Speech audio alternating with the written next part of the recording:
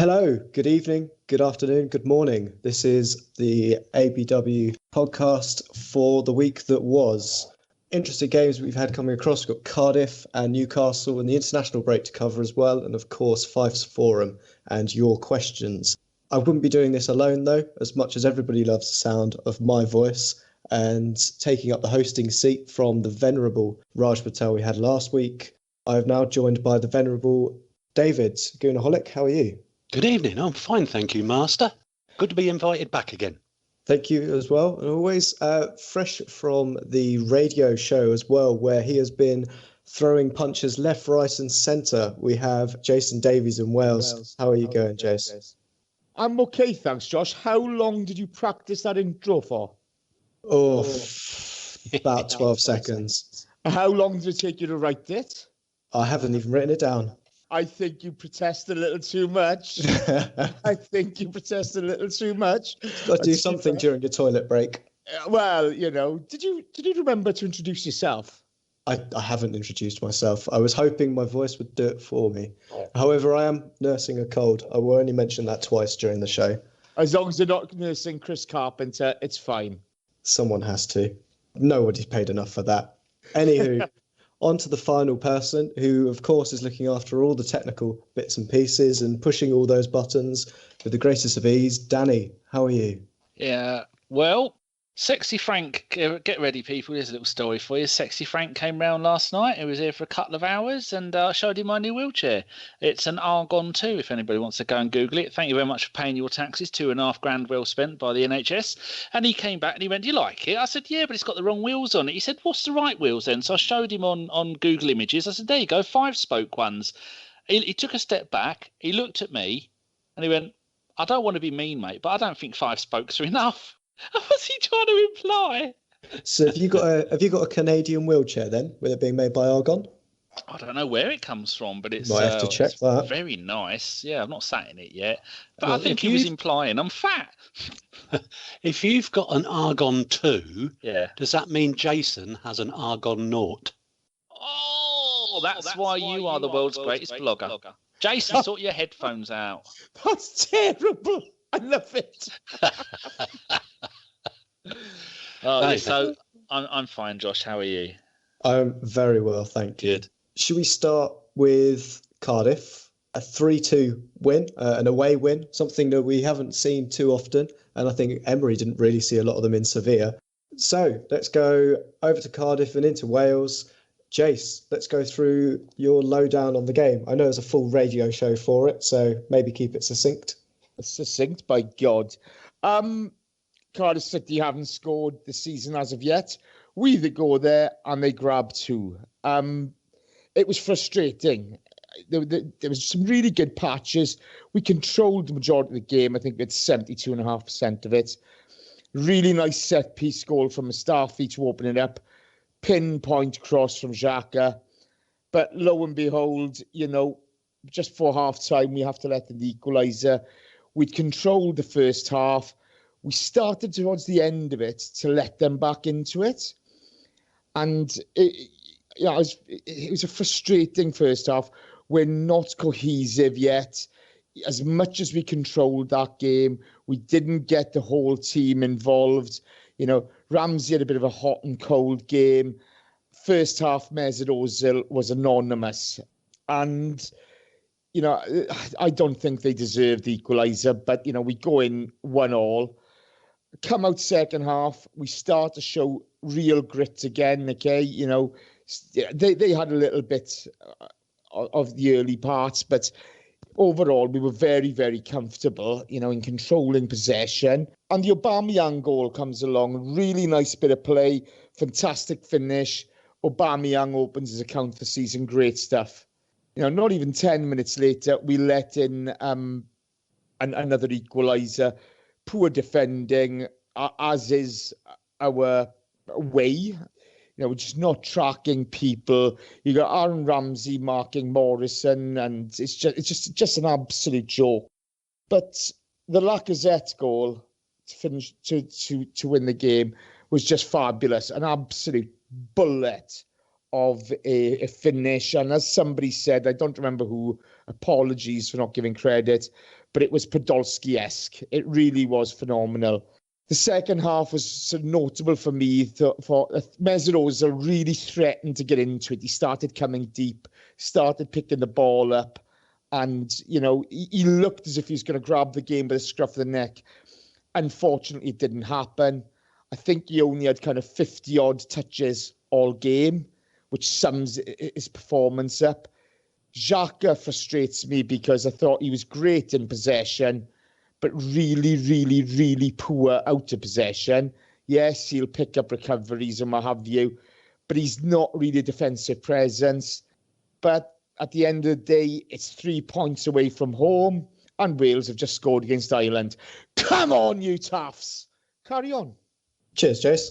David, game I think we expected from Cardiff going by early possession stats, that we'd be seeing a lot of long balls. How did you think we dealt with that aerial presence? I know Nacho got targeted constantly. Both their goals came from headers where he was just out-muscled in the air. Is that a problem for us, or just a unique situation that we have? No, I think they've got wise to the way we've been playing in the opening weeks of the season, and they targeted going in behind both fullbacks, because although we're only playing with a back two instead of a three, we're still using the two fullbacks as wing backs. And so West Ham were trying to do the same to us as well. If they play the ball in behind, particularly, I thought they were targeting Bellerin more than Monreal, and he had a torrid time on Saturday. They got a stream of crosses in, and that it was those that was putting Monreal under pressure, which is unusual because Monreal is probably as good as the two central defenders in the air. But he did find it a little bit difficult at the weekend. I thought Cardiff started the game excellently because they obviously wanted to press and test Czech in particular, but whether the back four were comfortable with knocking it around each other. And of course we weren't. And when Czech played one straight to, who was it, Arta, thank goodness he blazed it over because I thought we were going behind there. But yeah, generally defensively, I thought that the middle two actually had a better game. But we have got to do something about providing some cover for those two defenders, two fullbacks. Sorry, can I come in there? The problem is we're not going to get width from anywhere else. So, he's going to continue to push the fullbacks forward. That is his game plan. So, we need to adapt to it. And the one thing I agree on Mustafi and Socrates, I thought it was a better game from them, okay, as a pairing, but we're still not adapting to what's happening. It was all pretty solid, but when we are being dragged wide, as you said, to be fair to Cardiff, they got two monsters in Bamba and Morrison. So, you're going to be struggling no matter who they're up against. Mm-hmm. But we're not adapting during the game to the threats being posed at us, are we? Is this a case of taking it with the rough with the smooth? That, we know we're very good going forward. You've got the fact that, we'd probably be arguing on the flip side that Nacho, if he was super tall and he was winning everything in the air, that he wasn't quick enough over the ground. That it's a case of, we know that it's a weak spot for us, and if we get targeted, we're just going to have to control possession and stop those long balls coming in. I think that's a fair comment, but, we know this is a process. We know it's not going to happen overnight. We know that, it's going to take, at least a dozen games to get sharp in and out of possession, to what Emery wants. But I do expect a bit more from Mustafi and Socrates in that department. I don't know, Dave, I don't know what you think about that. I'll tell you what, I would. I agree with it to a certain extent. I think we have to get the two in front of them absolutely spot on. And I absolutely agreed with the selection on Sunday because I thought Xhaka against West Ham had an outstanding game and didn't deserve to lose his place on that basis. But having seen him on Sunday, where he slipped into more normal mode, I'm increasingly of the opinion that we should be starting Torreira in there alongside Guendouzi. both of whom look like they enjoy a tackle, both of whom are quick to go and support the fullback, but we've not got the two of them on the pitch at the same time. I think that's what we need to think of now. So one thing I'd say to you, David, I can't remember the last time an Arsenal team's gone out with two defensively minded midfielders in those positions as well. Is that something that perhaps could be a change for this fan base? Because we've cried out for it for years. Yes, even back to Vieira, Petit years. Neither of those were, Vieira you wouldn't call defensive as a midfielder. Mm. And make no mistakes about it, both of them will get forward, because you've seen when he's come on as a substitute, Torreira is very quick with the first ball and very quick to get up and support the attack, but he's equally quick getting back to fill the gaps. And Guendouzi looks as though he looks as though he's of a similar mind and even quicker. So, no, I think they are possibly a pairing we've been looking for a long time. Early days, of course, and Guendouzi is still a lad. So I think he's excelled himself and done better than anyone could have expected in the Premier League. So, Jace, would you take Guendouzi in? He's a young player, only 19. He was voted our Player of the Month, though, for August. Would you continue playing him? Right, okay. I'm a fan of Guendouzi. I think he's a lovely footballer. I think he's learning the trade, okay? I disagree with Dave on Xhaka there on Saturday. I thought Xhaka was very good in possession. He had over 120 touches of the ball and was always playing it forward. Out of possession, he does frustrate me. He does annoy me, okay? But I think Guendouzi's on a learning path, okay? And, okay, well, if he got easy games, bed him and Torreira in, when you go into Europa Cup and things like Europa League, and things like that, okay? But in the Premier League, I just think you were going to get caught cold. I do agree with John Welsh, funny enough. John has made this point that good things happen when Xhaka's on the pitch. A lot of people will disagree. He seems to be the victim of the boo boys at the moment. I got no problem with critiquing the performance, but to say he was useless on Saturday, I know Dave's not saying that, but it's been bandied about, is just wrong. He does control a lot of what we do, and the number of touches, his influence on the game with all those touches is ignored a lot of the time. Would it be unfair to drop Guendouzi? He didn't have a great game on Saturday. There are lots of mistakes, which he's supposed to be making at this point in his career, by the way. It's not a criticism of the lad whatsoever. Torreira, I think he could be a real attribute to this team. I really do. I wonder how they're going to manage it. The output, you're looking at, I don't agree with playing Ramsey that far up. You're not getting the best out of him. And I don't see how Emery's going to fit it in, to be honest with you. So I wouldn't go with Guendouzi and Torreira. I would first of all try Xhaka and Torreira, maybe as a holding pair, or even Torreira and Ramsey, and give Mesut a bit of a free role and bring Mkhitaryan in as well. Yeah, some interesting times we've got, perhaps with the international break now upon us. It's the natural time where you can make these kind of selection calls based on who and who isn't available. I think, as everybody said, that Xhaka had a really good game for me as well. I think some of the extra things was how he was dealing with, especially that cross-field ball that led to the 1-1. He was one of the three defenders in the middle that kind of got back, and at least, if he is making a mistake, he's trying to rectify it. And the position he took up was the correct place, I think. The problem he got, Josh, is his cross-field ball for the first goal, I think it was. When we discussed on the radio show and John said, it was poorly executed pass, the pass was on. I kind of disagree with that slightly, but I see his point. I think it's a more than valid point. Xhaka's been doing that for a long time. It's the same problems that are facing Xhaka that he had when he first came here. He hasn't improved his performance off the ball. A misplaced pass happens. It's not good. it was a suicide ball in my opinion. But you know, I got no problem with the people suggesting different to me.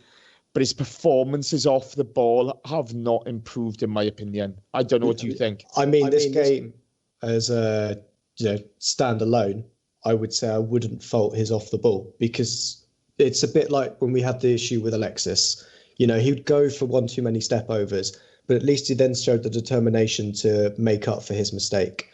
So I think that was the issue that we had, was that potentially when he was playing these, I think the ball that he played wasn't a suicide ball at that point. The pass is on, but I think he still has enough time to get into a position to help the team out if it does go wrong, which he does. He gets into the middle. He goes between Socrates and Mustafi, which is where you'd expect him to be. And then, unfortunately, the ball goes to the back post, and it's Monreal out there, and he's caught in the air, which was the issue.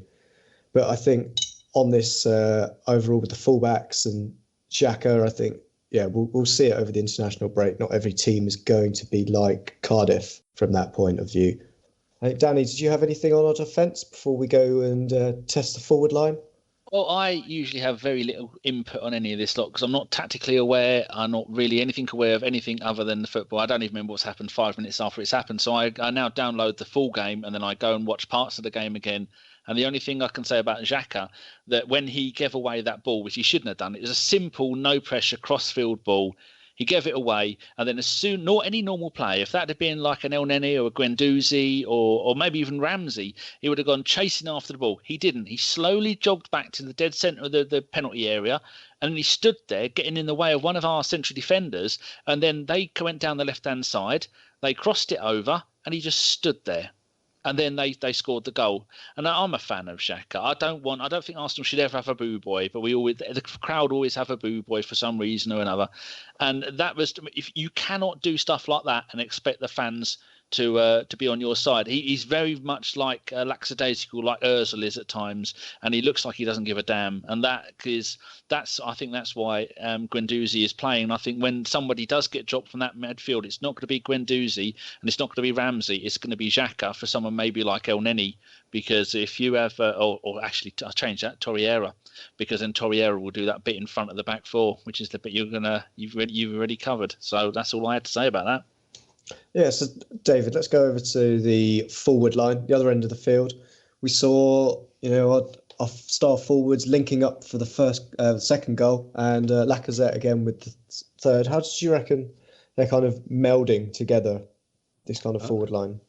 Absolutely excellent, the pair of them, and I've been begging and praying for them to start again together since the start of the season. And game 4, there they are. There's your proof in the pudding. And I know people will say, well, it was only Cardiff, but we don't yet know how other teams are going to fare when they go to Cardiff. What I do know is that you can only beat what's in front of you, and those two played exceptionally well and contributed both in terms of goals and assists. So it was, that bit of it worked. What I'm not sure worked was how we used Aaron Ramsey really as the playmaker, Mesut Ozil out wide. And if he's going to give that a go for a while, then Mesut is going to come under pressure from Mkhitaryan for his place. That's the only other thing I'd say about the forward line. Would anyone else like to cover anything on the forward line, or should we move? Yeah, I'll go with that. I mean, I agree with Ramsey. He's a box-to-box midfielder. That's the end of the story. But I don't think Aubameyang had a great game. A fabulous finish for his goal. But, there were a number of missed chances there. And I thought Ozil was pretty putrid for most of the game, to be honest with you.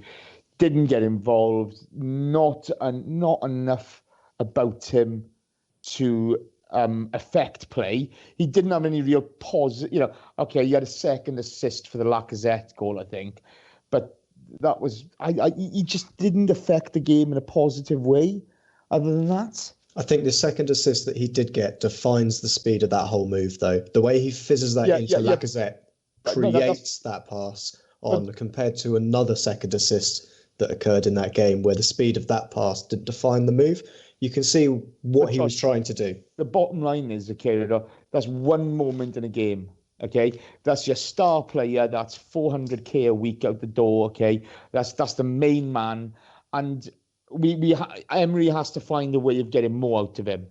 You know, is it a positional thing? You know, because he seemed to enjoy playing that role at Real Madrid. Okay, there was no problems in playing that role at Real Madrid. Now it's a problem. I don't accept that at all. Okay. You know, are we slightly top heavy? Have we got players getting each other's way? That's fine. Okay. You know, but you know, you could talk about those second assists. That second assist was nothing in comparison to the finish. Okay. You know, if you're going to have a pissing contest between who had the best second assist, let's give up and leave the building now because we've forgotten what the game's about. Okay. You know, there were 2 good moves, 2 great finishes, 2 good goals. Right? But Mesut Ozil needs to have more impact on the game. His impact on the game was negligible. 50-odd touches of the ball.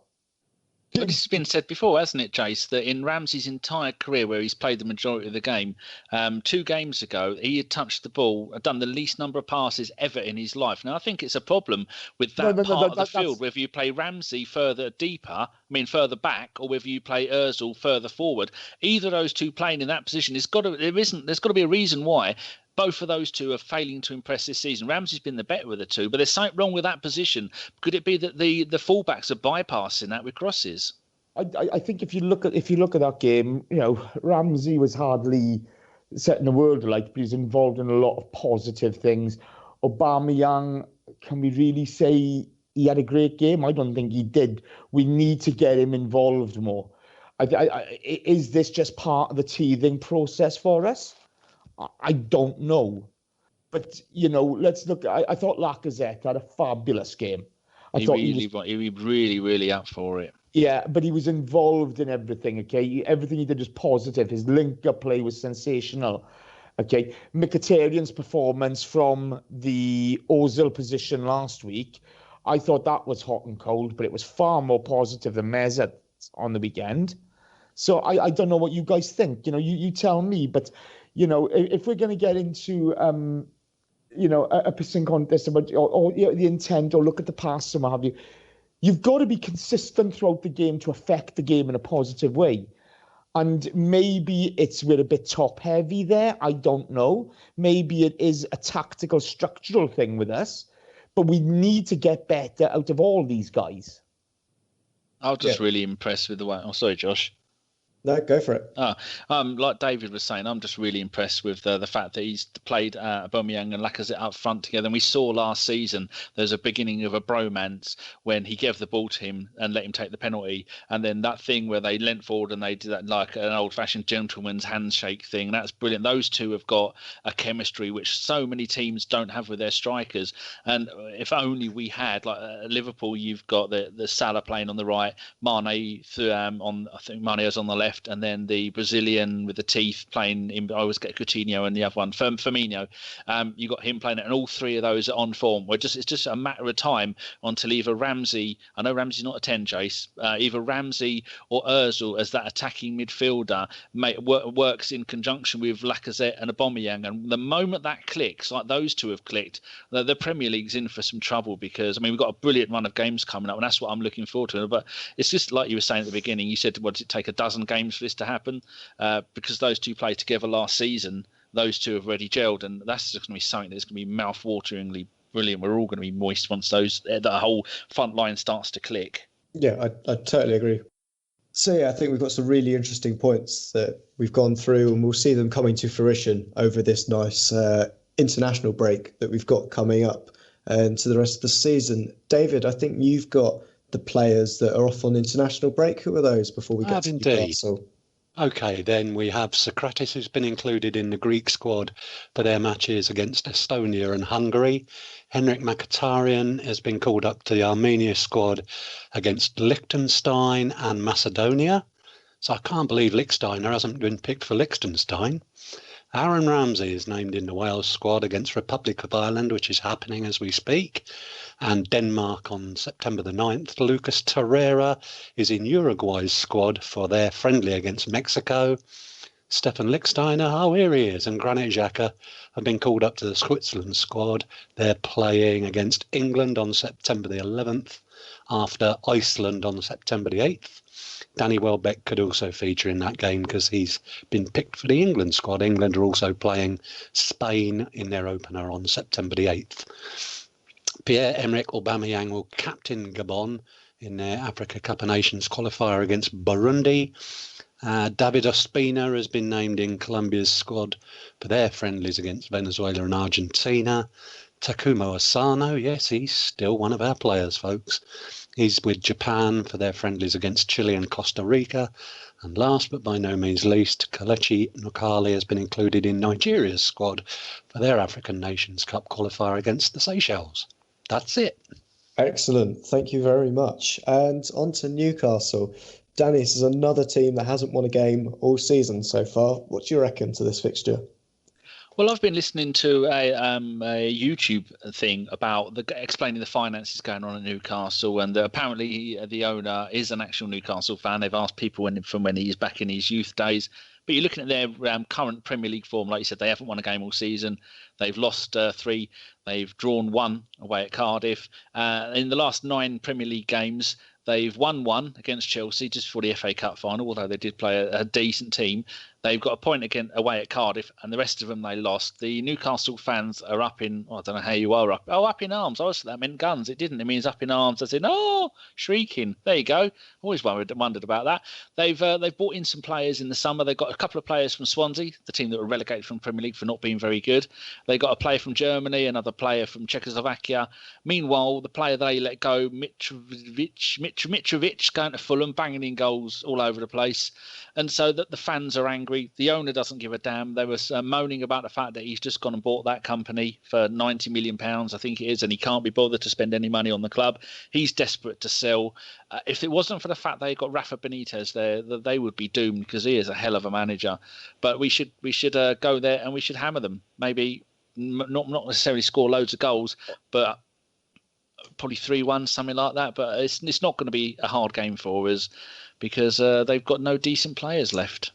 So, Jace, what do you reckon to the game up at, what is it now, the Sports Direct Stadium, sponsored by House of Fraser? Jeez, who cares, isn't it? I got to be honest here. I had the misfortune of watching part of the, oh my God, sorry, Aaron Ramsey just scored for Wales. It's 3-0. 3 crackers. Wish he did that for Arsenal. Yeah, to me too. So I had the misfortune of watching the Newcastle United Cardiff City game, and it was by far the biggest load of dross I've ever seen.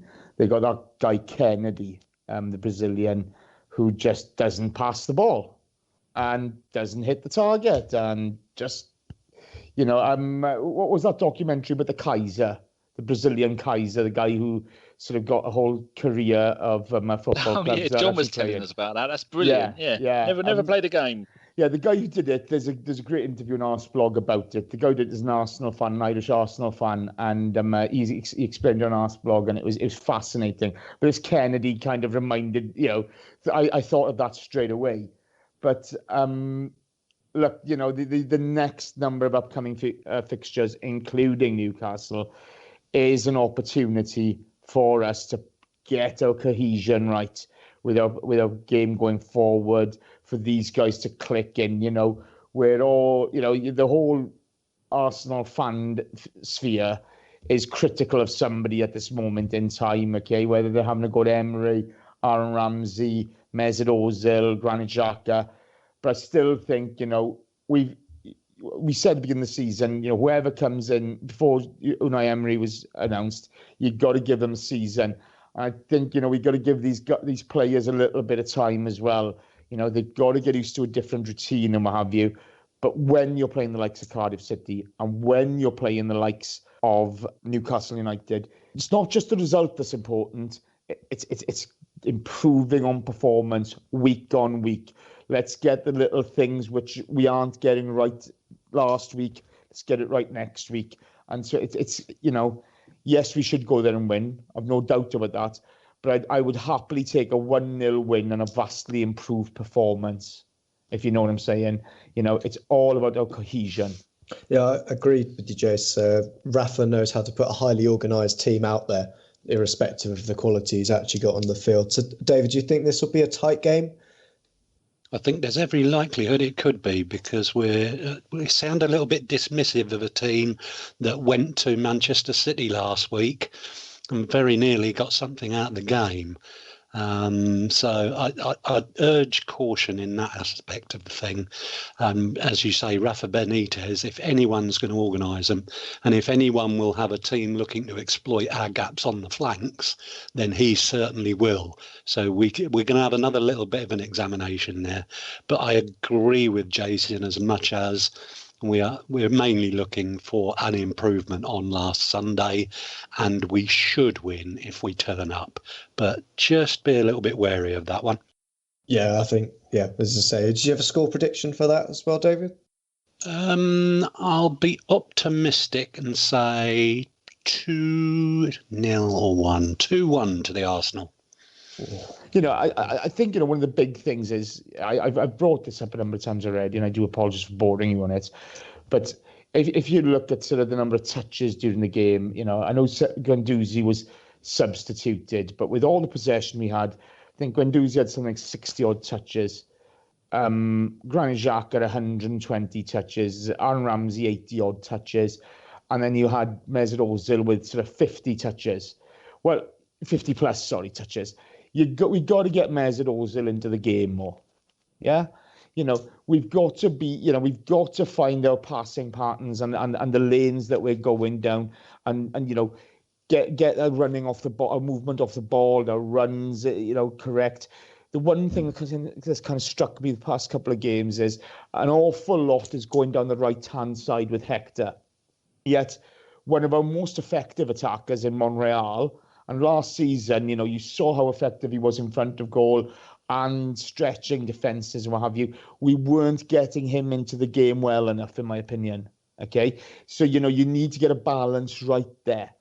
So we have to sort of get a bit more tactical now, and share out the attacking workload, because it's important for us now not to become a sort of one-way team, if you know what I mean. A one-trick pony. We have to mix it up and really, test wherever we're playing. I'm just looking at the WhoScored.com against their games against Man City and Chelsea. Against Chelsea, Newcastle had 18.9% possession, and they played a 5-4-1 formation. Same formation against Man City, and they had 22% possession. So, like David was saying, I mean, I love Rafa. I thought I'd love to have seen Rafa come in as our manager, although I'm happy with Emery. But this is they're going to be dominated by us, but it's going to be such a tough game for us, because they're not going to be opening up, are they? Because we like it when teams open up and then we can exploit them. And I agree with what you were saying, Jace. We can't rely on Bellerin and Monreal doing the same thing every game. We've got to try and make the most of playing it through the middle a little bit more to try and give Ramsey and Ozil the chance to show what they can do. Yeah, and you've got the perfect link-up play. I mean, I know, look, we've said goodbye to Ollie Giroud last season. Ollie held the ball up well. But Lacazette's link-up play is superb. The way he brings other players into the game is brilliant. But that means you have to get players running on to the ball and running beyond the ball. Okay, and that's where Mesut has to slightly change what he does. Ramsey's better from deeper, but we have to get people running onto it and really attacking that ball and getting going forward. Dave, what do you think of that? It's a difficult one for me, because I don't know if it's something that he's trying to get and play down the flanks deliberately, just leaving the occasional direct break down the middle, more as a surprise tactic, because it's been a pattern for us so far this season. And I think we've got to give him a few weeks to work out exactly what the best way is for him and for us. But you make valid points about us not using that central midfield as effectively as you might want to see it, but that may be by choice. I think it's a case of knowing what the average number should be is 50 enough for Mesut Ozil to get, the best out of him, or what is that figure? Is it 70? Is it less than his best games? Is it more about his movement? That figure would be a lot higher if he's played centrally. Yeah, absolutely. It's going to drop because he can't control as much of the field when he's out on the wing. But you look at how often he comes inside, though, and he's supposed to be in the support. Bearing in mind, everything's going down that right-hand side on Sunday, okay, via Hector, right? And the link up between Mkhitaryan and Hector the week before was far more effective. And granted, it's Mesut's first game in that position this season. Okay, you would expect that figure to be higher with the amount of play going down that side. And even if he is coming in, he should be getting on the ball more. We need to find a way of getting the ball to him more. We really do. Yeah, we'll have to see. If hopefully we've got a fly on the wall in the training sessions, Jace, that can relay back to us what Ozil's being told to do, and whether or not he is in the right position or wrong position to be getting those touches. But we shall move on now to what we have now dubbed Fife's Forum. This is where we ask you guys, the listeners, what you think, and we've always put a question out there just to, get some interaction from you guys and understand, not just asking questions at us, but asking questions to you. And we've got a couple. The question this week was from Jeff Hollenfreund. What are you most impressed with after our first 4 games? We got from Schwinn. He was most impressed by Guendouzi. I think we can all agree with that. He was, but bit more how he reacted in tough situations against, Chelsea. I think it's more around his attitude. I think it's Schwinn's going for there. From Gunnercast ZA, whereabouts is that? South Africa. South Africa. They have a podcast as well. They're very good. They're new to podcasting. I think they've done 4. So good. Awesome. I was most impressed with the team's fighting spirit to win the game. I think this gets Cardiff as well. For our attitude after conceding goals has vastly improved since last season. And it's all, I think, the theme that's coming down. I think Siddharth as well is most impressed with Emery not giving 2 hoots about reputation and being ruthless with the subs. I think this is all down to a big attitude change that we've seen within the squad. Would you guys agree with that? That I think the attitude that we've seen from them seems to almost feel revitalised since last season. I do. I like the fact that he doesn't. All the fans wanted, like what David was saying, Aubameyang and Lacazette up front, and he isn't going to cave into pressure. He's going to do what he thinks is right, and that's when a new manager comes in with such a heavy burden to follow such a legend like Wenger, and all the crowd are wanting this and not wanting Xhaka to play, and he's just going, no, I'm doing it my way, and I hope it works out. But yeah, well done to the bloke. Yeah, I mean, I think it's having that fresh voice as well, because we did have a man who didn't want to change his ways. But perhaps other of us have got to the point after 20 so years that perhaps he needed to. But let's be fair. Arsene's been there 20 odd years. The message had got lost. Okay, it's going to after that length of time. Unai Emery is no mug. This is a successful manager who's been at PSG. He's done well at Sevilla. He's used to winning trophies. There was no way he was going to be a mug coming in. You're talking about a guy who knows his mind and will do, he will live and die on his decisions, and good for him. And it's, I expect nothing else than for us to be revitalised. It had to happen. You've got fresh ideas, and it is very good to see. David, what did you reckon to the attitude that you've seen in this last 4 games, or first 4 games under Actually, I thought before the arrival of Emery, I thought the attitude in the squad, the team togetherness, hasn't been bad in recent years. And it has carried on, possibly improved a little bit at the start of this season. There are little signs I see that I'm not sure about the body language of Mkhitaryan, for example. And I don't like being negative like that, but he looks like he isn't enjoying his football at the moment. But the main point is that most of the others look as though they are. And, Danny touched on the relationship between Aubameyang and Lacazette. That's just a joy to see, and everybody seems to be backing everybody up, and all the pictures you see of them in training, they're smiling, laughing. So other than 1 or 2. But this is the thing, guys. Some people make out everybody was majorly unhappy last season. I didn't see that. And, No, I didn't. It's one of those things where if people have an agenda, they're going to set it and they're going to frame whatever they say in that guise, okay, of, it's my agenda. I hate Arsene Wenger, or I don't like Unai Emery, whatever it is. It's all nonsense, The truth is, we've got a very good manager replacing a legend of the club. And, we've got a very good squad of players. I don't think it's going to take Unai Emery 4 transfer windows to get what he wants. I think it'll take him, maybe 2, because I don't think there's a massive amount of change needed. I think Emery's biggest challenge is going to be how he deals with Mislintat, Sanyehi and Gazidis in getting what he wants, as they're the ones making the decisions on transfers now.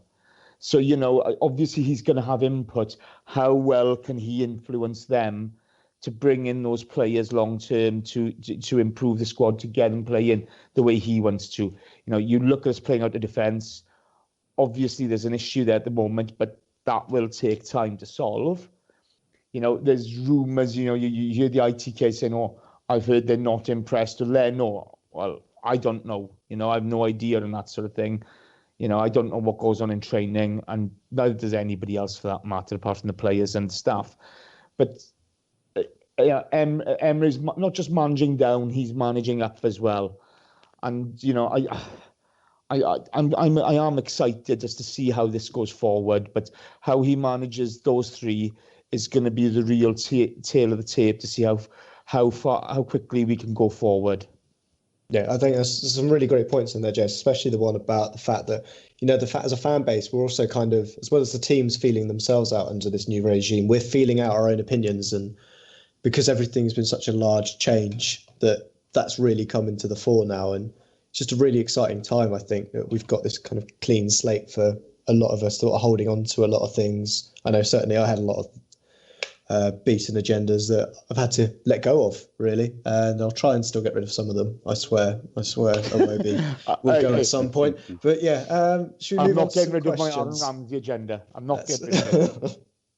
You won't until he's wearing a cockerel on his shirt. You'll still have it somewhere. But should we move on to questions on that horrible thought? Danny, what have the listeners been throwing us to answer? I'm on it like a tramp on chips. Right, first question is from my mate Pizza Guna in the US of A, probably munching jalapenos and cheese and bread as she typed this. Is it time to change keepers? Yes or no from all 3 of you? I'll start with you, Josh. Just as I've taken a drink. Oh. Sorry, you just spent the last hour. I was thinking you're going to get a breather when I asked you a question. Oh, thank you very much. Yeah. I would stick rather than twist. I think Emery will have defined uses. I think Cech will be our goalkeeper for the whole of the Premier League season. Jesus, no need for that. David, what do you reckon? I would be tempted to twist if we're going to continue to play this new way of passing around at the back, on the basis that we've got to find out whether he is going to be able to do a better job with his feet than Cech. And the word is that's exactly what he does well. That is the word, especially if you read Bayer Leverkusen's Twitter feed. Jace, any wise words that don't include you shouting and screaming in your pants about Bale and Ramsey? It's half time, so that's fine. Come on, Ireland. Hey, I'm in Dave's camp on this. I think a lot of Peter Cech. I think he's had a really rough time from a lot of people. I think, he got sold short a couple of times by Socrates last weekend at the beginning of the game, but that's not having a go at Socrates, to be fair to him, because it's kind of new for him as well. Do you know what I mean? You've got to treat all these guys fairly at the moment. And I just think, if we're going to go forward, a ball-playing keeper is what we need to try now. He's German international. Okay, there may be some teething issues, but sooner or later, we have to go with it. Okie dokie. Right, next question is oh, good God, I don't even know how this one makes any sense, but Josh seemed to know what he was on about. From Mike in the Gooners in the USA, who is shit at picking NFL players, he says, Premier League blue balls is killing me. Now, none of us knew what blue balls were until Josh explained it. When Just when I want to explode in ecstasy over Arsenal, I have to wait 2 more weeks. Kill me now. Josh, have we got anything to say against that? I've got a decent national team to watch, and he doesn't. There you go. That's that out of the way. Here we go. From Gunnercast in South Africa. That's at Gunnercast_ZA, I think. That's those new people with the new podcast. There's been quite a few. There's been 4 new Arsenal podcasts so far this season. I'm up to 75 in my list. David, he says, or they say, what more does Torreira have to do to guarantee a spot in the starting 11? Surely, don't call me Shirley, after his performance of late, Emery will start him against Newcastle? I think I've already kind of answered that one tonight. And I said, yes, I think it's time for him to start alongside Guendouzi for me. I know the other guys don't agree. Oh, I agree. Yeah, for me, I think Emery was trying to introduce him gradually to the Premier League to see if he'd get used to the faster pace of it quickly. And his little cameos when he's come on in the second half, he's looked more than up to the job. So, yes, I think not only would I want him to start at Newcastle, I think he will. So, sorry, guys, but he was awful against Chelsea. Oh, will you shut up? No. He was terrible against Chelsea. I don't understand why, why we can't look at this objectively. I don't think Guendouzi was great on Sunday, but I thought Torreira's performance against Chelsea was absolutely tripe. And it's not having a go at the guy. It was a tough game to come. No, it was a tough game to come in on. It was a really tough game to come off the bench for. But he made mistakes leading to a goal, gave the ball away cheaply, and yet people are talking about as if he's had an exceptional start to his Arsenal career. It's just not true. I think his World Cup has given us a lot more ammunition than we might have to say that he could do a better job, but that's a completely different system that they play with Uruguay. It's higher pressing. He was given I think, more of a defined role that he'll get at Arsenal. I think Arsenal will be asked to dictate the play more. Uruguay didn't really have that. They were more about breaks and just being as box to box as possible. And I think that's perhaps where, Jason, you've probably seen that this is where the clamour is coming from. Yeah, is that it was a case of we knew he was coming in, so people were paying attention to his performance at the World Cup. And I think we didn't have that with Guendouzi. We had Guendouzi coming through pre-season, where he also looked quite good. Xhaka in Switzerland, flattered to deceive, should we say? Yeah, it's a difficult one, and I've no doubt Torreira will do well. But let's look at it objectively and honestly. That's you looking at it objectively. Well, we ain't got time for any more, Jace. End that in 3 words. What? What are you about to say? Sum it up in 3 words. Well, nothing. 1 word is better than 3 when it comes to you. Thank you very much. Right, next question. This will go to you, Jace. He says, this is from James Gavin Smalley. Should I be gutted that I wanted to back Guendouzi as Young Player of the Year after seeing him pre-season, but the odds weren't offered anywhere? Weirdly, they were on Hector. Now he's a front runner for the award. So do you have any sympathy for poor old James? A little bit, but to be fair, I think Guendouzi has come as a bit of a shock to everyone. I know when we spoke to Chris about him on the transfer shows, Chris said he's got the potential to challenge for first team spot, and fair play to Chris for calling that. But I think everybody's... Don't give Chris any fucking credit. Look, that's him for the next month. Well done, Jace. As much as I've slated him, again, taking the mickey, you've got to give him a bit of credit. But, I think Guendouzi has taken even Chris by surprise by the quality of his performance and the energy he brings. I think that's one of the things he's got over Torreira at the moment, and why he's been started ahead of him, is his energy levels. How that's going to play out as the team develops, who knows?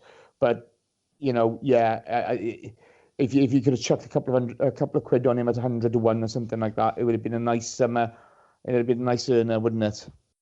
I agree with you. Right, one for you, Josh. Good luck with this one. Try and be as delicate as you can. From Davey Boyd, long-time listener and friend of the pod.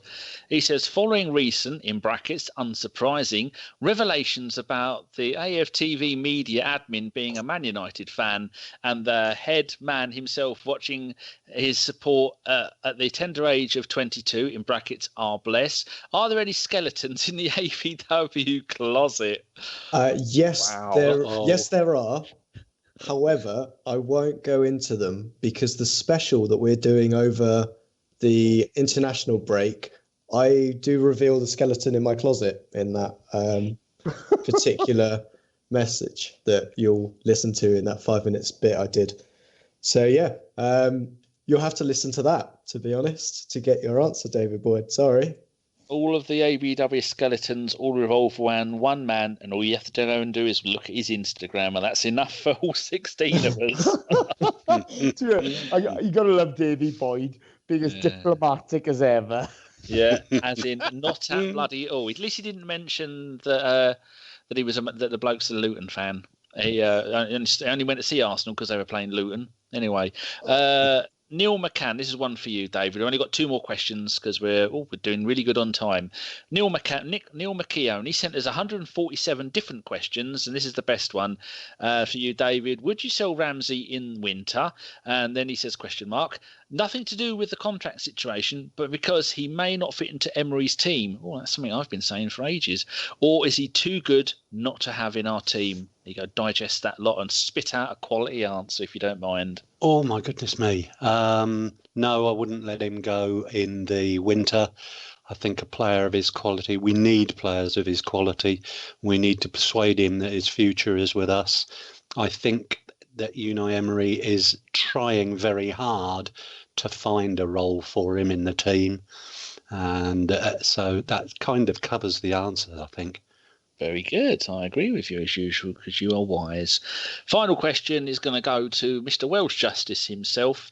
This is from Siddharth. I think Siddharth is a regular in the ABW live chat box. He's a bit of a cheeky monkey. He is. I'm not even going to pronounce his surname. That's how much we like him. He says, at home, we were second in the league last season. Ergo, it is just a matter of winning a few more away games this season to finish top 4, or is it a lot more complicated than that, Jace? If we brought this up at the beginning of the season, okay, they're your easy wins, okay? Your easy wins are improve your away form, you win 5 away games, you draw an extra 3, you're second in the table last season. Unfortunately, the league changes. Combined with that, we had exceptionally excellent home form last season. And as we're changing our style of play, it's going to be a real challenge to keep that going. Okay, a real challenge to keep that home form from last season over. It was only the Manchester clubs that beat us at home last season. Man City have done us already this season. We need to, we need to really apply ourselves, get a more cohesive style of play, or learn the style of play that Emery's trying to bring, and hopefully that is what we will do. But it's easy to say it; it's very hard to execute. So let's hope we can do that. Awesome. Cheers, Danny, for all those questions. And Jace, thank you for the answer as well to that final one. I think that's everything we've got planned for the show, other than got listeners' questions, shout-outs. And Jace, have you got any shout-outs for anybody in particular this week? I have indeed. Let me just find them here. Sorry, because of all the people tweeting us, it's all gone Pete-ong. Right, it's to Alonso Spencer at Mr. Robot Take 2. He had his sunglasses stolen this week by one of his work colleagues, and I've advised him to gain revenge by shitting in his hat.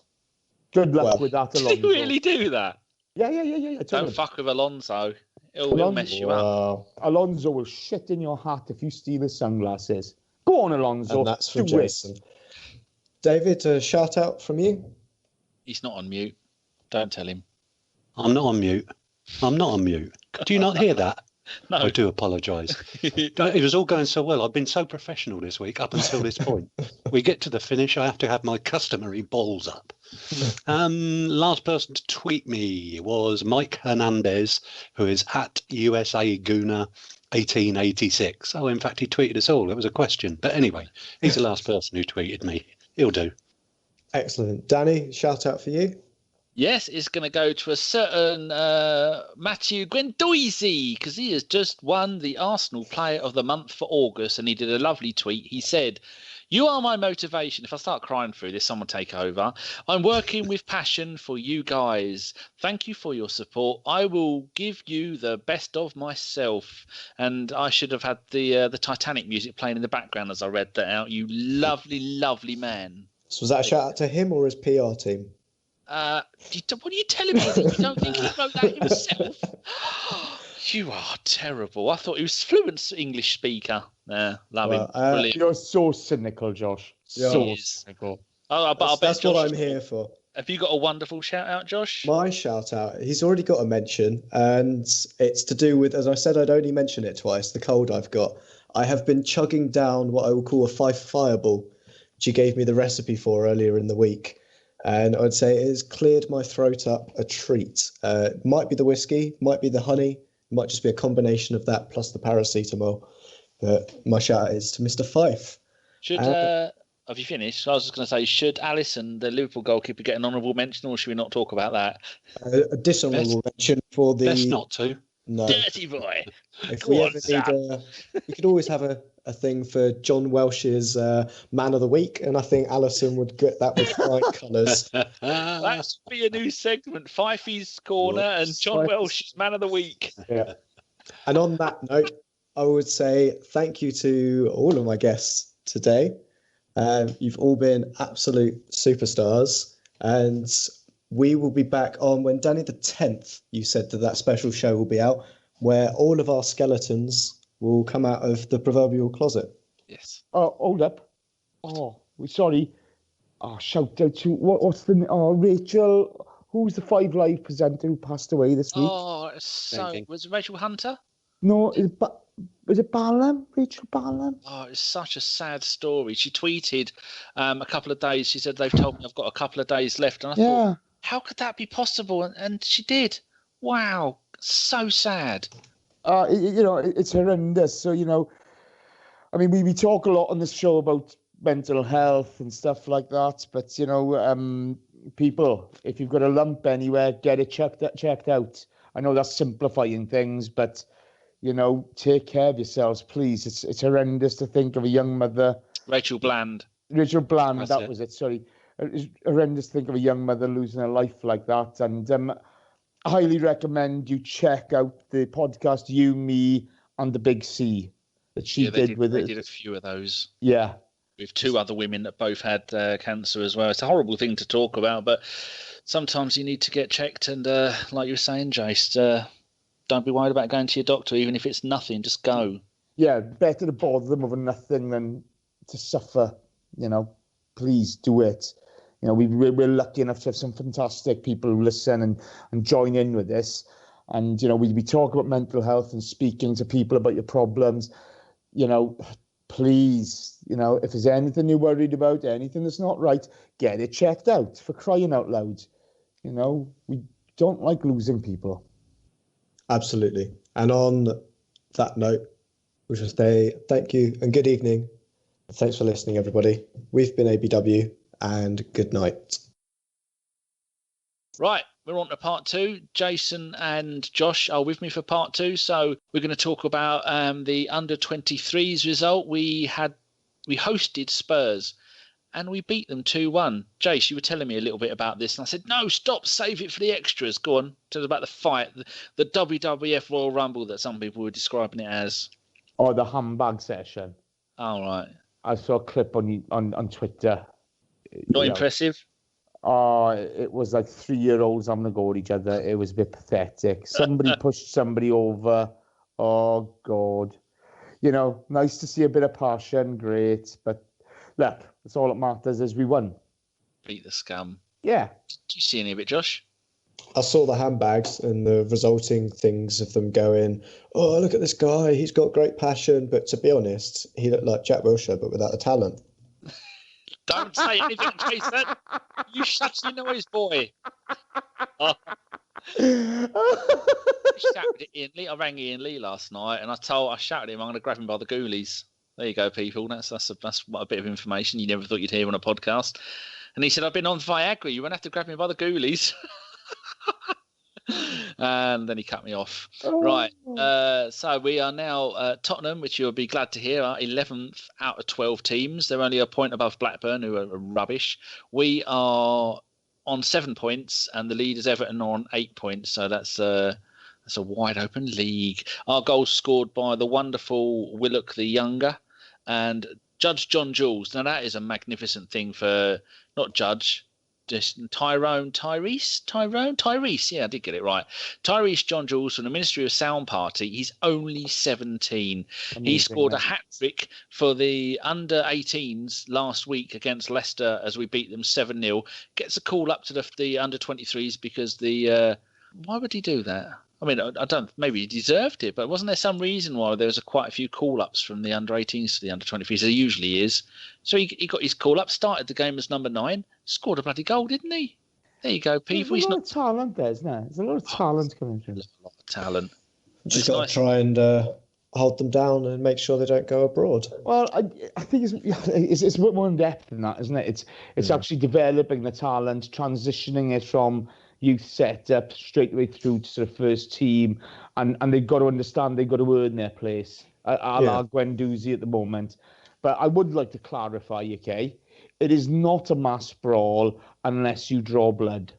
Okay? Unless it goes old school. Unless someone needs to go home in an ambulance. Unless somebody, unless you've drawn, and I'm not just talking a little bit of a cut, I'm talking pints of blood. Yep. Okay, or broken bones. It is not a mass brawl. It is handbags. Pushing somebody over is handbags. Yeah. Unless you put them through a steel, through a table or through the steel chair. Then that's definitely right. Yeah, but you're not going to do that by pushing them, are you? You're going to do that by dropping them from a great height. I could push someone onto a table. Let's talk about murder. My favourite player in the youth team is Charlie Gilmore because he follows me on Twitter. He had a goal disallowed in the 79th minute. Was that a goal disallowed? Got a ball with a strike through it in 79. Maybe that's a missed penalty. That's probably what it was. So that's really good. The under-18s went away to Chelsea and lost 3-1. They had £400 billion worth of players playing for them probably. And they were 3-0 up by the time we scored a goal from Balogun. We're still third in that league, though, on 9 points. The leaders are Spurs and West Ham on 12, and Chelsea only have 7 points. Swansea are bottom. That's where they belong. The women don't kick off until this Sunday. So Sunday the 9th, 12:30, Arsenal v Liverpool. It's going to be on TV. BBC are now taking a real big interest in this. And it's great to see. It may not be the most entertaining football in the world, but it's more pure football. For me, it's like watching lower league football because the people who go and watch it really go and watch it because they care about it. Not like the Premier League is all full of ponces on millions of pounds poncing around being twats, and you watch them not because you want to, but because you have to. But women's football, like lower league football, for me feels more real. You know about that, didn't you, Josh? You know what I'm on about. You hear what I'm saying. Yes, I hear exactly what you're saying. Sorry, I was definitely paying attention and not sending a message and chasing invoices. Oh, good God. I don't know why I bother. I was trying to explain that women's football is like lower league football, not the quality, but people go for because it's more real, because Premier League football is full of ponces. What am I trying to say? I think you're towing a very generic line there. Like, I would much rather go and watch Barnet or Peterborough play most of last season and go and watch Arsenal play. But if I had a choice, I would have gone and watched Arsenal because I felt obliged to. I saw both Arsenal and Forest Green Rovers play last season. I can tell you who I preferred watching. I know who you preferred watching, and I know why you preferred watching it. It had nothing. No, the fact there were actually some fucking goals, that helped. I drove all the way to Forest Green Rovers to watch them draw 0-0 with Carlisle. Oh, my God. To be fair, things you do to be a hipster. The company you kept during that Arsenal game was far more impressive than during the Forest Green game. I was sitting next to the manager. That's how tiny the stadium was. Did he ask you if you knew Chris Carpenter? Did he have any ideas? No, he's not that far across. He's closest between my hometown and where David is. Mr. Goonaholic. Forest Green's only like Gloucester, Wiltshire way. I thought it was in London. No. Oh shit! I better fuck that up. No, that's David's done really well out of our Carabao Cup. Cool, because they're all around him. They're all Gloucester and Cheltenham. Well, David does know people in high places. He's pulled some strings. Well done, David. Let's move on to injuries. Iwobi missed the game through illness. It says for the next game he's a slight doubt, but the next game isn't for about 6 months. If you listen to Mike in the USA moaning about no bloody football, I do agree with him though. Jenkinson, ankle injury, not back to the middle of November. Maitland-Niles, broken leg, which isn't as bad as it sounds. The end of November. Kolasinac, knee injury, end of October. And Lauren Koscielny, he is Achilles injury because he has no injury. How can you have injuries to something you don't have, Jace? Is that even possible? Like you couldn't have a knee injury because you don't have knees, do you? Well, no, I've got a neck injury anyway. Oh, excuse me. I've got knees. It's just one of them's buggered. Is it? You know. Yeah. The other one's all right, but the other one, I've got no cartilage. I've got. They can't repair my ACL. It's stuffed, and the bolts aren't in the right way, and it's just very painful. So does it make you angry when you think of me sitting here with two perfectly good knees, very low mileage, never been used, and I've got no use for them? I got to be honest with you, I'd swap that straight away, mate. Well, I don't want your shitty bloody Welsh knee. I'd have to start going on about Ramsey all the time. Oh, look, my knee's great, actually. Well, the other one's great. And the bad one? The bad one's not fucking great, is it? If you had a Welsh knee, you'd be walking. Or would I? You'd be hopping at least if you had one. Oh, then I wouldn't be able to park wherever I want at Tesco's, would I? I don't think it's worth it. A Welsh knee or parking where you want at Tesco's. I've made my decision. Get those special trolleys as well. I've always wanted to use one. They do. Sean pushes me around and I grab the trolley and I push the lower trolley and I make beep beep noises and she gets very embarrassed but thinks it's funny. Anyway, he's not back until the end of November. So he'll have fireworks night with the family, which is a good thing. What? Who's not back to September? Koscielny's not back to the end of November. That's going to be difficult, that one, isn't it? You know, the poor bugger. I mean, be so careful. It's a hell of a road back for him, you know, with his previous problems, with the fact of, you know, right, he's had the operation now. Has he had enough rest? Is his rehab going to go well? You know, I wouldn't put any pressure on him coming back this side of Christmas for all the season. You know, if we see him this season, it could be a nice bonus. But let's hope his head's screwed on and he's thinking properly. Well, I feel sorry for him. I hate that injury. I did one. I do feel sorry for him. Yeah, I agree with you, Josh. It's terrible. How did you manage yours? I did mine when I was 13, playing football. Exactly the same thing. And yeah, I still have the issue because I was growing at the same time. So while I was doing recovery, my leg was getting longer, which doesn't help. But yeah, it's the same thing. Probably, you know, Koscielny's got. I had age on my side in the wrong way. He's got age on his side in the wrong way as well. Yeah. But for different reasons. But if he can get back and he gets on that field, then you know what? We'll put him through his paces whether or not he can run. His brain will be he'll be fine with that. We know he's got a footballing brain. He'll be fine. Okay, sorry. A Frenchman walks into a pole and Homophobia Martin scores. But yeah, I'm sure it'll be okay. This is the thing, you know, he's got pace. If he hasn't lost his pace, he's a real asset, you know, and more to the point, if he can come back and it not affect him, you know, he needs to regain full fitness. To be fair to Lauren Koscielny, you know, yes, there's a brain fart here and there, but he's served the club with honour and distinction. Yeah. And, you know, he's given everything. You know, you got it. I love Lauren Koscielny. He just frustrates me every now and again. I've got a feeling. I don't know. This is just on a hunch rather than any medical practice behind it. Dom might be able to pull me up on this, but I would say we wouldn't see him during winter because I know my Achilles still now just occasionally gives me issues because it's just the cold weather. Just doesn't like it. But yeah, obviously they've got multi-million sports scientists. Yeah. I've got me and my foam roller, and he's got socks. Yeah, he's got socks as well. Yeah. And Socrates to do his running for him. Oh God, don't start me off. Right, loans, as usual, nicking it from George Bird. I have tweeted him and asked him many times if we can still keep using it, much like the blokes who do all the Arsenal art stuff. I always ask those, and they always say, yeah. So Christian Bielik, the man who was meant to be the next big thing coming through as centre-back, he was. Steve said he was a defensive midfielder in Poland, came in to join us, played at centre-back. Now he's out on loan, and according to Soccerway, he's playing as DM again. And George has put, Christian Bielik scored the winner with his first senior goal for Charlton Athletic as they beat Southend United 2-1. The Polish youngster played the entirety of the game. What do we think about that? Lee Bowler is now officially their manager as of today as well. So if he learns anything, he'll be able to fight with his teammates when he gets back. Remember that as against? Oh, you do remember that as against with playing for Newcastle in the UEFA Cup, wasn't it, or something? Yeah, it was Kieran Dyer. And what did he say to him? I'd hit fucking Kieran Dyer if I played with him. Oh God! I was listening to a podcast like a couple of weeks ago. They mentioned what he actually said to him. What did he say? Oh, I can't remember. Was it racist? No. Because Lee Bowyer's got form in that, hasn't he? No. I don't know why. I think it's got a feeling of someone putting some shit in somebody else's locker. Did he shit in his hat? Wasn't that the game with Gareth Barry? He was playing for Villa and he had to separate them? No, that was another one. The main one was there was by the touchline in a European game for Newcastle. But I think they've had a few bust-ups. Yeah, it's bizarre, isn't it? It's bizarre. To be fair to Bielik, this is the problem again with any Arsenal youngster, and you're guilty of this, Dano. Shut your face. Was it Dan Crowley, future England legend? Yeah, super Dan Crowley, now on loan at a Dutch second division team. Fucking hell, give up, son.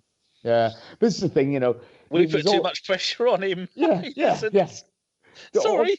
You did the same to Stefan O'Connor as well. Yeah. Zemelem's on his way back, training with the first team, Jace. Mate, no hope. Shut your face. No hope. Sorry, no hope. Cool.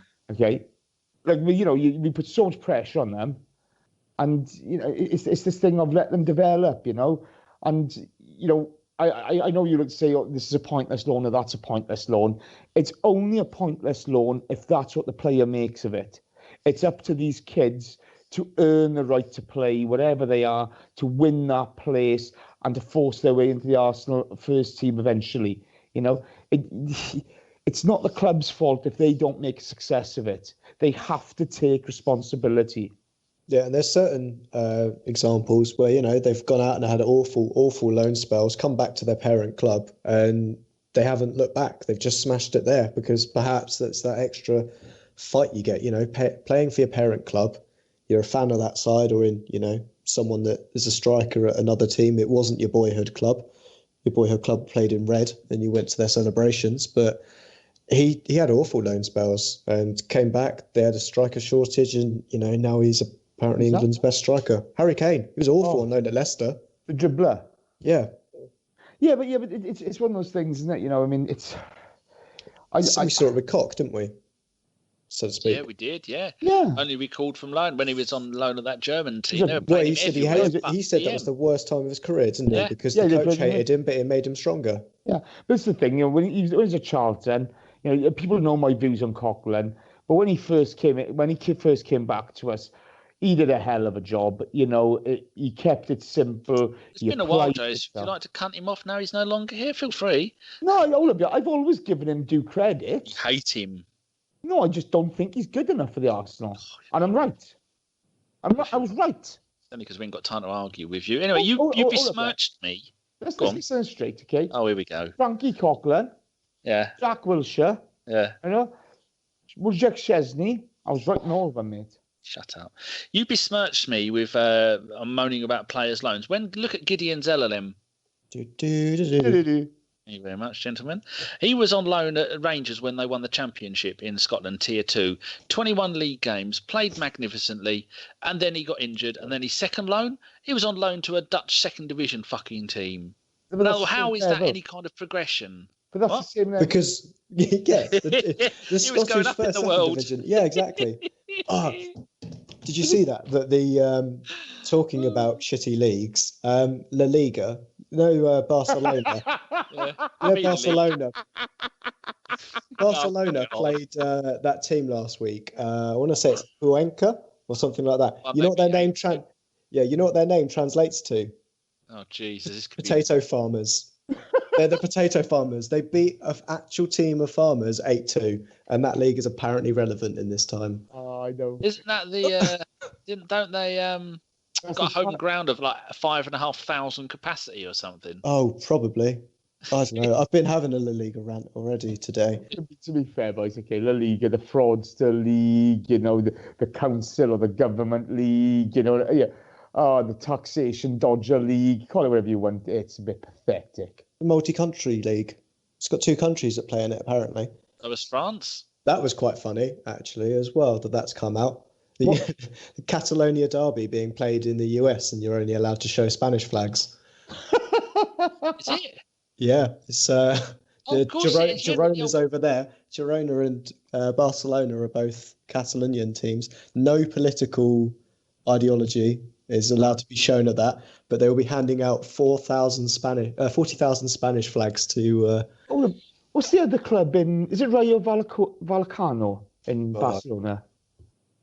Probably. Is that the Barcelona club? I shall have a little look, and I shall have a look at their address because I'm on there. No, they're in Madrid. Oh, well, okay. I'm sure they won't mind you confusing Espanyol? Barcelona. Is it Espanyol? Oh, Espanyol, yeah. Yeah, there you go. It's Espanyol. Sorry. Well, you know, look, I don't really care, do I? No, feeder league, farmer league. It's a shit league and it's boring. Okay. It's officially this season the Farmer League because it actually has a team called the Potato Farmers in it. That is ST Huesca, and they have a home capacity of 5,500. My local team, Manchester Rovers, have got a better ground than that. I gotta be honest, I do love it when people start going, "Oh yeah, but it's far more entertaining." Well, where are your viewing figures? I mean, if you pick the right games, yeah, Newcastle Cardiff was a shit game, but every other game's all right. I'd switch that out for a El Clasico if I could, but you know what? Okay. I'd switch Newcastle Cardiff off for a bloody to have my eyes, with a pin stuck in my eyes. You know, it was that bad, but not being funny. You know, viewing figures win at the end of the day, and it's as simple as that. You know, that's what entertainment is. But I just can't stand that league. And how, you know, when you look at the disparity in sort of funding of these clubs, how are the smaller clubs ever supposed to develop in the Liga? They can't because they don't do their own TV deals, do they? And that's what the Premier League want. The big teams, I want to say, fuck the little teams. We want all the money. No. They also do their own finances.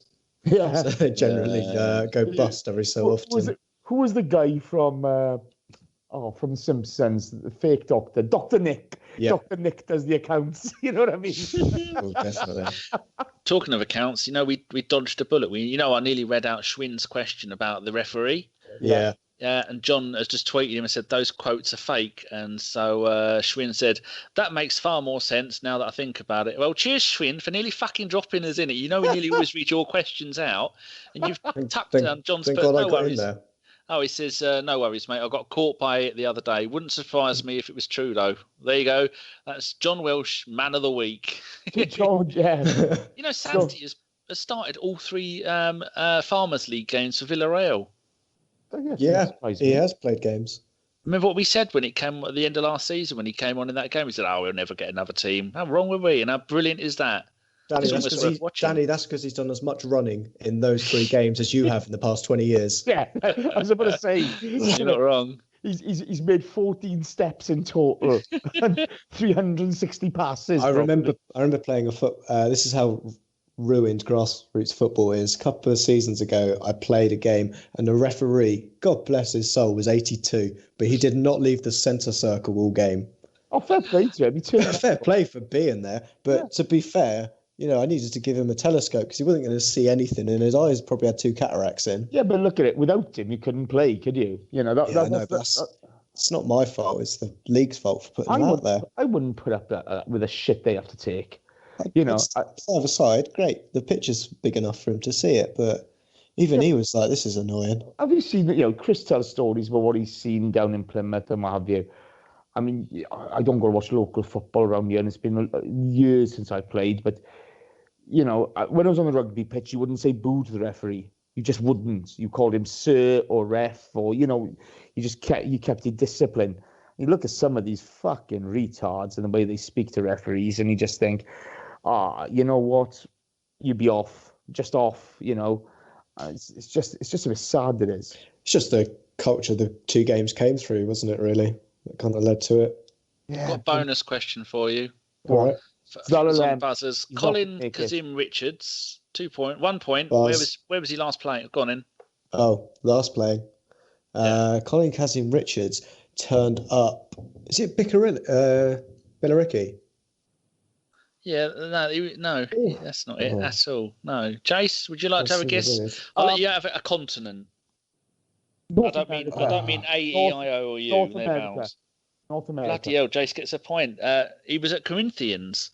36 games, that's my Brazilian team. 4 goals. Now then, the bonus question. Also, Brazil's not in North America. He said South America. I thought you said North America. No, I said North America. Oh, you're fucked then. Disqualified. You'll find. Where's he playing? He's on loan now. He's gone to another team. Go on, Josh. You can have first guess. Mexico, is it? Oh, fuck off, you twat. Right, we're going to move on to... Is it in Mexico? Yes, Where is he? The Coca-Cola player. That's his debut. Oh, my God. I hope he's paying rent wherever he is. And my Brazilian team have got Emerson Sheik back at the club after being away for a while, and he's just gone 40, and he's not doing too good. So back to Zalem anyway, okay? All the talent in the world, hasn't got the top 2 inches. Simple as that. He hasn't got the mentality for it. He's Jewish? No. Sorry, it's a missing the top 2 inches joke. Oh, sorry. That's all right. There you go. Goodness in the USA are giving away a signed Alan Smith book. They just had Alan Smith on their podcast. And it says Alan Smith has generously agreed to sign 3 copies of his new book, Heads Up, to folks who donate $150 by the 14th of September. So it says to win, go to goonersversuscancer.com, with which we give them $68 or $63. We give them all the money we made from that show and all the donations. And it says go down to and select perk, donate, change tip to 0 now and go and do it. So yeah, go and have a look at people at Gooners in USA, because that's a really worthwhile cause. Because you should have mentioned that after the Rachel Bland thing, shouldn't you? Should have done. Mike's old man, I didn't know, but you say Mike's old man passed away from that a few years ago. So God, it's depressing, isn't it? But you know, it may be depressing to talk about, but if one person goes, I heard that on a podcast, I went to the doctors, they had a quick squeeze, I had a cancer, they whipped it out, and I'm okay. It's worth. Do you know what? I was in work, this is about 10 years ago, right? This is still part of the podcast, Jace? Yeah, no, that's fine. I don't want to hear you shitting in someone's hat. No. But my right testicle had been sort of enlarged for about a month, okay? And sometimes it happens, you just think, but this has gone on for, they've gone for about 2 months, sorry. I know you sat at work and thought, oh no, this is getting ridiculous, it's starting to get a bit painful. Went down the doctors, turns out a little bit of an infection, nothing serious, and not a John Welsh infection either, by the way. You'd be dead by now if you had one of them. No, when I phoned up the doctors, 10 minutes later, I'm being seen by a doctor. You know, when I explained to them what it was, straight in, bang, examination. That was a bit uncomfortable. I'm a doctor, I've very, the boys in his hands. That wasn't half good. The women of Wales have had that, so why should the doctor be denied that opportunity? Cheers, mate. Thanks for that. He said, I recognise these. They may have entered the... Never mind. What? Hey, hello? You got cut off there, Jace. They're so notorious. They've got their own fingerprints. But the moral of the story is, once I got it done... There's no morals with you, Jace. Don't try fobbing us off. There's a course of antibiotics that's all sorted. Do you know what I mean? Introduced you as the venereal, Jason Davis. Oh, hey. That doesn't top Pollux though, does it? Jason's and his Argon Hort. How quick was that? Oh, I know. That was sharp. That was brilliant. Well, we need to get on with this. This is going to be longer than a fucking podcast. Kalichi Nakawali played 76 minutes for Porto B as they beat Academia 2-1, but Porto were bottom of the league. Is that the net? I think you're nuts. But they were bottom of the league. I've had enough of Jason's nuts. They lost to my Penafiel last week. Takumo Asano, the man who was never be seen at Arsenal again, started but was taken off at half-time as Hanover drew 0-0 with Borussia Dortmund. Fucking hell! I wonder what. I've tried to look for the Dortmund game at the weekend. David No Neck, no offense, Jace Ospina played the whole game against Napoli and they lost 3-0. What have you got to say about that, Jace? I know you're a fan of the Mr. Ospina. Lost 3-0 at Sampdoria. Oh, look, he's a bang average player, a goalkeeper. He can't, oh, Jesus. Sorry, I'm watching the Wales game. Look, good luck to him. When he first came into the team, a bit like Coughlin, he settled us down. He gave it back for a bit of thing. I hope he does well, but, he's not the quality we need. I'm about to add to my Amazon basket the Theo Walcott book, Growing Up Fast, hardcover, for £2.75 delivered in very good condition. I only buy my books secondhand, unless they're people that we know. Add to basket. Nice. There you go. Yes. Right. Next one is Callum Chambers. Came on for the 87th minute as Fulham drew 2-2 with Brighton and Hove Albion. Josh, you're a Brighton boy. What do you reckon? Glenn Murray definitely got him out of a hole. How has he? What's he got? 3 goals this season? He has. Yeah, that one he got against. The one he got against United was pretty decent. It was. Was it a header? No, it was the flick round the corner that completely did De Gea because he can't control his box. Did he pirouette to get that? No, he just ran in. It was like Giroud against Lloris last season. Where he steamed into the near post, clipped it, but it went far post as opposed to near post. This is the thing. Why do people give Glenn Murray such a hard time? Because he denies that he's fucking bald. No, he doesn't deny that. Comb over shitbag. He didn't comb over. He shaved it all off. When? Not on the weekend. He hadn't. Well, I think he did. He has. A player. He's got a buzz cut. I go to say I think he's a decent pro. He's done well wherever he's been. Palace, Bournemouth, Brighton. He did all right for Bournemouth, then got to the Premier League, shit his pants, did the same at Palace. But the quality of defender's better, isn't it? He's more suited the Championship, but he's Championship. He's had a really decent career. If you didn't get fucked over by Poyet, I'd probably like him more, but I don't like him. Yeah, but I don't see why people have a go at him. Not liking him's fine. You don't have to like him, but he went to Palace. Oh, you stop bickering. Right, the next one. Matt Macy played the whole game for Plymouth. They lost 3-0 to Portsmouth. They have lost every bloody game this season, and he is not having a good time of it. Plymouth. That's because Chris lives there. He's got the Pirates jinx.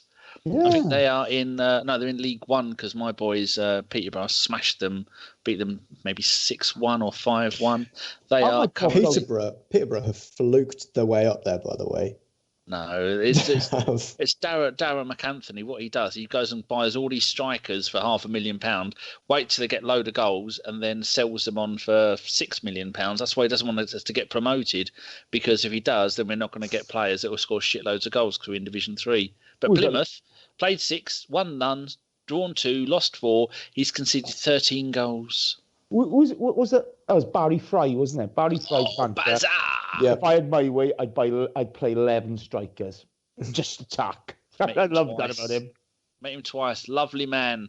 Both times he had no fucking idea who I was or what I was on about. I met him in the lift at the 2001 FA Cup final. I said, Barry, if I'd known you were coming, I'd have got a lift. Oh, mate, yeah. Was he too busy pissing in the corner? He should have been trying to exercise me from the lift. Exercise you, yeah. Alan Smith's book is on Amazon for £13.91p. I'm adding it to my basket, but I'll wait. Jock's book is still out there, isn't it? I've got to read that. Oh, Jermaine, it always come up with Jermaine Pennant's book, Mental Health. Mental bad. Is there a comma in it? No, there's no mental health in there. It just says mental bad, and I have to click on it to see the rest of it. Bad behaviour, ugly truths in a beautiful game. You're an idiot, and that's all I'm saying. I have absolutely zero interest in Jermaine Pennant. No, nor does his wife anymore. Or does his Porsche that he left in Espanyol? Because did that, didn't he? When he was running away from the taxman, allegedly running away from the taxman to come back home. Yeah. He left his Porsche parked in the car park of the airport. Oh. He doesn't pay the fines.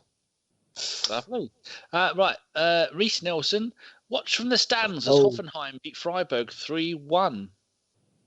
Oh, what'd you say, all Phil? I've just seen Ireland's first goal. Ramsey went full Xhaka, didn't he? There, He did. He had went. an absolute mare. Not even that. Not even full Xhaka. That was even further than that. I'm not being funny, Santi, Fortigo. It was actually full fall of Julius Lace's time. It was just ridiculous. But anyway, 4-1 up. Who gives a fuck? Yeah, he's been added in the Hoffenheim Champions League squad, hasn't he? He has. That's because he's 19, though. He can get in for free, can't he? Yeah, our squad's just been announced, and Cohen Bramall, our emergency left back, has not been named in the 45-man squad. It's because he's 23. That's why. But he is in the Premier League squad, which is good for him. I'm just plagiarising everything George Bird. People go follow George Bird on Twitter with a J. There's nobody listening now, mate. We've bored them to death. Oh, they listen. They love it. This is the best part. Zelenem training with the first team. That's really good. He's going to go full Wilshire and run the team into the ground. My mate Tony, who I went to school with, came round the other day. He's building me a Raspberry Pi. I'm getting a Spectrum Plus case, putting the Raspberry Pi in that, and I'm having no ROMs on it at all. But he said, I said, you watched the West Ham game? He went, yeah, I heard it on the radio. It was shit. He said, I don't know why Jack Wilshere didn't play. So I had a look, he played the whole game. He said, they didn't mention him once. I said, if only Jason was here to high-five you now, he probably would. I'm not being funny.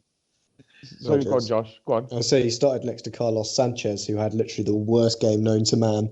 And I think that's why everyone was distracted by how shit he was. Except for Jack Wilshere. Yeah.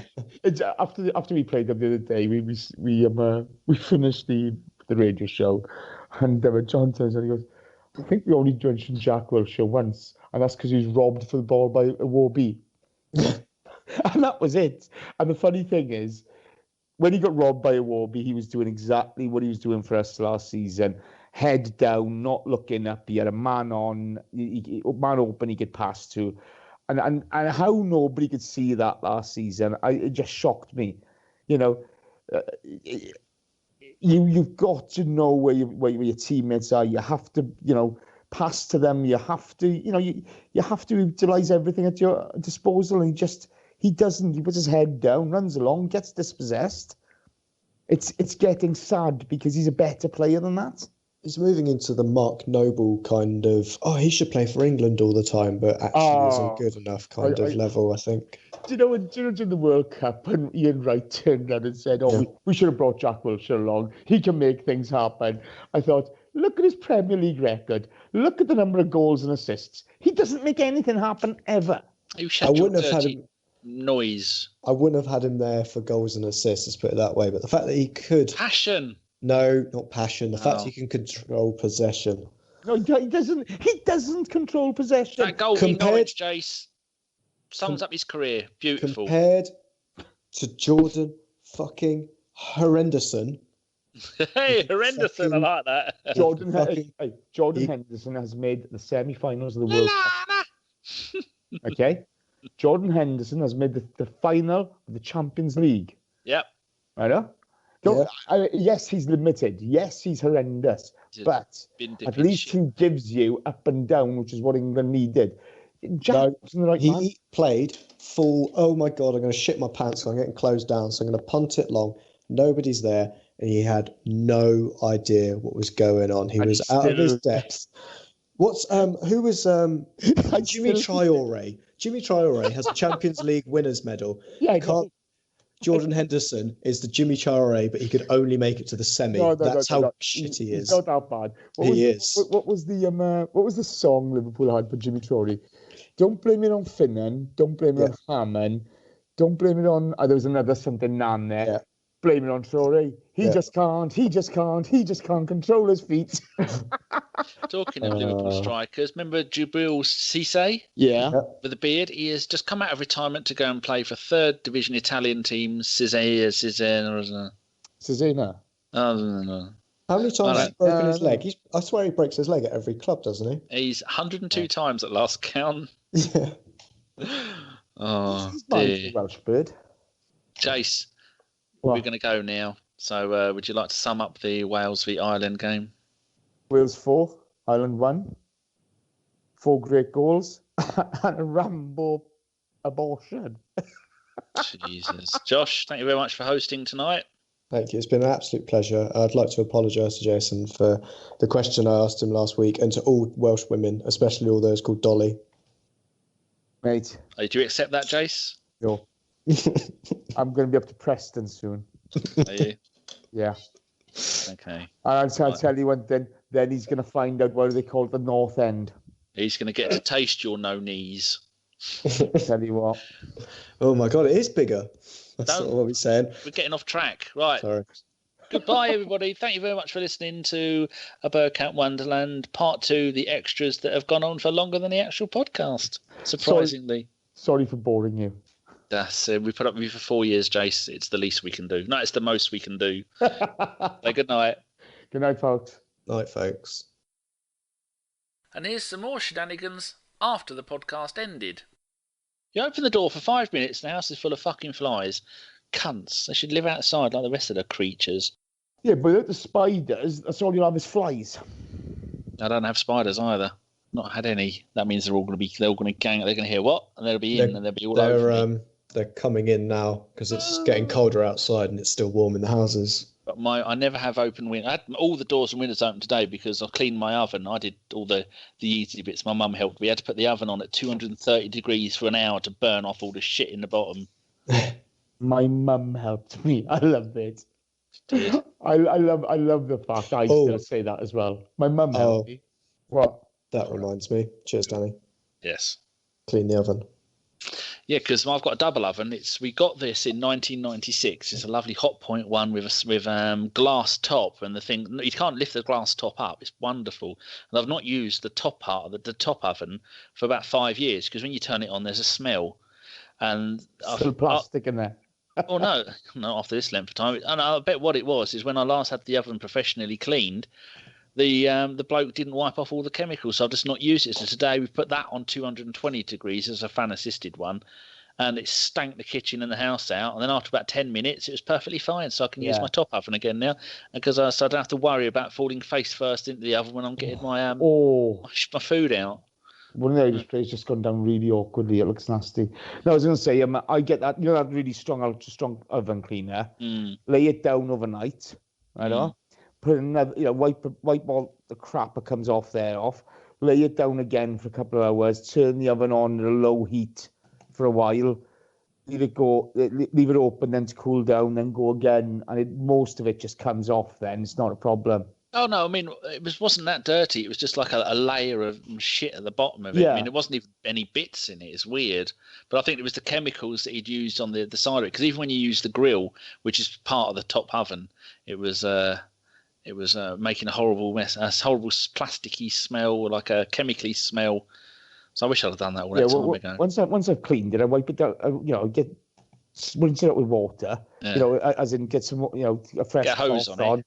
Get a fresh cloth on, then I leave the oven on, then I open it up, leaving it on for about 10-15 minutes, and I leave the door open then, but I got the front windows open and the back door open to leave the air go through. It's normally fine then. You want to be careful with your back door open, bending over a in the oven. Cleaning tips from ABW.